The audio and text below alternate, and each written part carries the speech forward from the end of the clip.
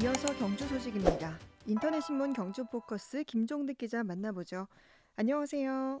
예, 안녕하십니까. 네, 제22대 국회의원 총선거 후보자의 1인당 선거 비용 제한액이 공고됐는데요. 경주시 선거구의 경우 제한액은 얼마로 측정됐습니까? 예, 내년 4월 11일 날 실시하는 제22대 국회의원 총선거 경주시 선거구의 후보 1인당 선거비용 제한액 지난 1일 날 경북도선관위가 공고를 했는데요. 예? 경주시 선관위의 경우, 경주시 선거구의 경우에는 후보 1인당 2억 5,376만 원인 것으로 나타났습니다. 지난 21대 총선 때의 2억 700만 원보다 4,676만 원 정도, 그러니까 22.6% 정도 증가한 것으로 나타났습니다. 네, 22.6%. 그러면 경북 도내 선거구의 선거 비용 제한액 평균은 어떻게 되나요? 네, 경북 도내 지금 국회의원 선거구는 13개인데 이 네. 지역구 평균 선거비용 제한액은 2억 6,800만 원입니다. 음, 경주시 선거비용 제한액은 경북 도내 평균에 비해서는 1,300만 원 가량 적은 셈입니다. 네. 이 전체 선거구 중에 경북 도내 선거비용 제한액이 가장 높은 선거구, 그러니까 가장 많은 선거구는 영주시, 영양군, 봉화군, 울진군 이 4개 시군을 묶은 선거구인데 이게 3억 7,200만 원. 또 가장 적은 선거구는 구미시 을 선거구인데 2억 100만 원입니다. 네. 꽤 많은 차이가 있는데 이 선거 비용 제한액 산정은 어떻게 하는 거예요? 이게 좀 복잡하더라고요. 이게 네. 선거별 구별로 인구수나 또 읍면 동수의 전국 소비자 물가 변동률을 반영을 하고 여기에 또 다시 선거 사무 관계자의 총 수당 인상액과 총 산재 보험료를 가산해서 산정한다고 합니다. 네. 이게 좀 복잡한 산정식인데 어쨌든 이 선거 비용은 이 이상 없을 수 없다는 이야기인데 결국 이제 후보자가 당선되거나 또 유효 투표 총수의 15% 이상 득표한 경우에는 선거비용 제한액 범위 내에서 정당하게 지출한 선거비용 전액을 돌려받을 수가 있고 예.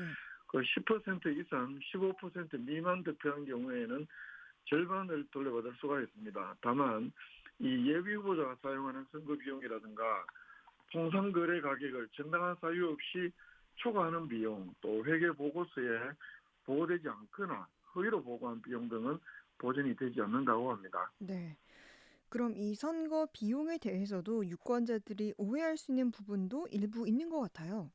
예, 그렇습니다. 선거 비용은 어디까지나 선거에서 선거 운동을 위해서 쓰는 금전이나 물품, 또 채무, 그 밖에 모든 재산상의 가치가 있는 것으로서 이 후보자가 부담하는 비용을 말합니다. 네. 그런데 이 기타금이라든가 또 무소속 후보자가 선거권자의 추천을 받는 데 소요되는 비용과 같은 이 선거운동을 위한 준비 행위에 소요되는 비용이나 선거사무소와 선거연락소의 설치 및 유지 비용, 또 후보자나 선거사무원이 타고 다니는 자동차의 운영 비용과 같은 선거운동에 직접적으로 사용하지 않은 비용은 선거 비용으로는 보지 않는다고 합니다. 네. 선거 비용 제한에 관련 소식 살펴봤고요. 다음 소식은 경주페이 관련 소식인데 앞으로는 사용자가 이 모바일 앱에서 손쉽게 기부를 할 수 있다고요. 예, 그렇습니다. 이 경주페이 플랫폼 내에 기부 서비스를 도입하기로 했다고 합니다. 네. 김학인 경주시장하고 경주페이 운용사 관계자 또 경상북도 사회복지공동모금회 관계자 또 경시 지역사회보장협의회 보장협의체 민간위원장 이렇게 4개 기관의 위원장들이 지난 4일날 경기시청 대회의실에서 이른바 해피동행 업무협약이라는 것을 체결하는데요. 이게 네. 뭐냐면 이 말 그대로 경주페이의 플랫폼 기부 서비스를 운영하자 이런 협약인데 이 운영을 위해서 경주시는 운영 총괄과 홍보를 담당하고 경북사회 복지공동모금회에서는 기부금 접수와 또 소득공제 영수증을 발행을 합니다. 또 지역사회보장협의체는 사례 발굴, 그러니까 도움이 필요한 저소득층의 사례 발굴을 하고 네. 그 대상자에게 기부금을 전달하는 역할, 그리고 경주페이 운영사는 경주페이 앱 플랫폼 운영 또 콘텐츠 제작 이런 업무를 수행을 하게 됩니다. 조금 더 상세하게 설명해 주시면 좋을 것 같아요. 예, 그렇습니다. 이 기부 서비스는 경주페이 사용자가 우리 경주페이 앱을 통해서 네. 그 저소득층 그중에서 뭐 이렇게 이제 여러 개의 케이스들 사례를 두고 이 사례가 뜨면 그중에 하나를 선택한 후에 그 충전금으로 이게 충전금이라는 말씀은요. 우리가 네. 그 현금카드하고 같은 개념으로 보시면 됩니다. 그 체크카드하고 같은 개념으로 그러니까 내가 사용하기 위해서 경주페이에 그 충전하는 돈, 음. 그 돈으로 최소 1,000원 이상 기부하는 방식입니다. 그러니까 캐시백으로 돌려받는 것으로 기부를 할 수는 없고 내가 충전하는 충전금으로 기부하는 방식인데 네. 이 설정한 모금은 설정한 그 뭐 특별한 기간이나 설정한 목표 모금액 이걸 충족을 하면 지역사회보장협의체를 통해서 기부 사례자에게 경주페이로 전달하는 그런 음. 방식으로 운영을 하는데 네. 뭐 기부한 시민에게는 당연히 기부금에 대한 연말정산 소득 공제 혜택도 주고 근데 문제는 이제 기부받을 사례자를 이렇게 몇 가지 사례자를 선정을 하고 만약에 A 사례자의 경우에는 모금 목표액이 얼마이다. 그래서 음. 기간은 언제까지다. 이런 식으로 기부받을 사례자를 복수로 두고 여기에서 그 경주페이 사용자가 앱에서 선택하는 방식으로 기부를 할 수 있는 그렇게 운영을 합니다. 네. 그렇기 때문에 그 아직은 협약은 했고 이 기부받을 사례자를 선정하지는 않았고 해서 이 기부받을 사례자가 선정이 되는 이달 중순부터 이 경주페이 모바일 앱을 통해서 최선을 보일 예정이라고 하는데 이 지역화폐를 쓰는 여러 뭐 지자체가 있고 한데 이런 그 모바일 앱에 이런 기부 서비스를 할 수 있도록 하는 것은 최초의 사례라고 합니다. 네. 그러니까 경주페이 앱으로 기부를 할 수 있다. 이런 소식 전해드렸고요. 경주시가 MZ 세대 공무원들의 아이디어를 시정에 반영하기 위해서 올해 기획단을 운영했는데 최근 발표회가 있었다고요. 예, 그렇습니다. 그 소소한 경주기획단이라는 이름으로 말 그대로 소확행 네.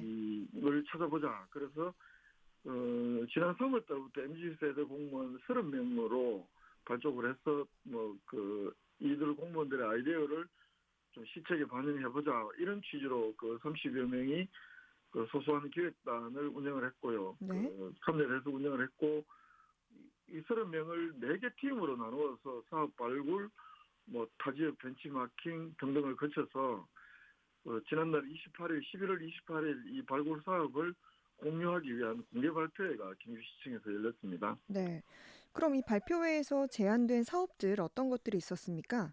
그 4개 팀이니까 발표된 것도 제안된 것도 4개의 사업이 제안이 됐는데 네. 이 기존 흡연 부스에서 기존 뭐 우리가 생각하는 이런 흡연 부스가 흡연자들도 기피하고 또 지나는 비흡연자에게도 간접 흡연의 피해를 주는 여러 가지 단점이 있다. 그래서 이런 것들을 극복하는 경주형 혁신 흡연 공간을 조성해보자. 또 음. 조조 학원 육아 프로젝트라고 해서 경주로 여행 오는 어르신들과 아이들을 위한 공공형 실내 놀이터를 만들어보자. 또 경주 청년 인구 유입과 주거 환경 개선을 위한 그 빈집 활용 프로젝트가 하나 있고 마지막으로 무단횡단 사고 방지 및 여름철 폭염 대비를 위한 장수의자 사업 설치 이 4개의 사업이 제안이 됐는데 이 중에서 장수의자 사업이 최우수 사업으로 선정이 됐습니다. 이게 뭐냐 하면 네. 포항시도 아시겠지만 경주시에서도 매년 여름철 폭염에 대비해서 횡단보도나 이런 데 그늘막을 설치하는데요. 네. 이 그늘막에 우선에 그 그늘막마다 한 2개 정도 그리고 뭐 경주 전체로는 횡단보도 그늘막이 138개가 있다고 하는데 이 중에서 설치할 수 있는 적정한 그런 그 그늘막을 찾아서 그늘막 한 개당 한 2개 정도 그렇게 해서 총 25개의 그늘막에 50개 정도의 장수의자를 설치하자 이런 제안인데 전체 예산도 뭐 한 개당 30만 원밖에 들지 않기 때문에 한 음. 경주시 전체로 해서 한 1,500만 원이면 설치가 가능하다. 그리고 기존의 그늘막 보수 예산을 활용하면 되고 또 도로 전등이나 이런 것들을 다 해놨기 때문에 허가를 받아놨기 때문에 법적 제약도 없다. 뭐 이런 내용입니다. 네. 근데 이게 의자 이름이 장수 의자라고 하니까 아무래도 어르신들을 위한 거라고 볼 수 있을 것 같아요. 더 크게는 좀 교통 약자들을 위한 의자다 이렇게 음. 보면 될 텐데 그래도 네. 그 경주는 또 노령 인구가 워낙 많고 음. 특히 또 어르신들이 아무래도 횡단보도를 특히 여름철에 기다리는 것이 좀 힘든 일이기도 하고 이래서 무단횡단이 많고 이게 또 사고로 이어지기 때문에 일단 그 어르신들 대상으로라도 해보자 뭐 이런 취지인 것 같고요. 네. 그리고 실제 이제 그 울산광역시 중구가 이걸 운영을 하고 있다고 합니다. 그래서 이 최우수 팀에서 울산광역시 중구를 방문해서 이용객 설문조사도 하고 그래서 문제점이나 개선 방안도 도출했다고 합니다. 예를 들어서 어르신들이 사용하지 않을 때 의자가 펼쳐져 있으면 보행에 방해를 주기도 하고 또 쓰레기를 방치하는 장소로 악용되기 때문에 자동으로 접히게 하자거나 뭐 이런 식의 여러 가지 또 운영 방안도 개선책도 제시를 하고 이래서 최우수상으로 받았는데 아무래도 그 노인 부담 횡단 사고 예방이라든가 또 임산부나 노약자들의 여름철 폭염 피해 예방을 할 수 있는 그런 효과를 기대할 수 있을 것으로 보입니다. 이게 실제 이제 사업으로 연계될지는 지켜볼 일입니다. 네. 앞으로도 이런 MZ세대 공무원들의 신선한 아이디어가 시정에 많이 반영되길 또 바랍니다. 한 주간의 경주 소식 짚어봤습니다. 김종득 기자였습니다. 고맙습니다. 예, 고맙습니다.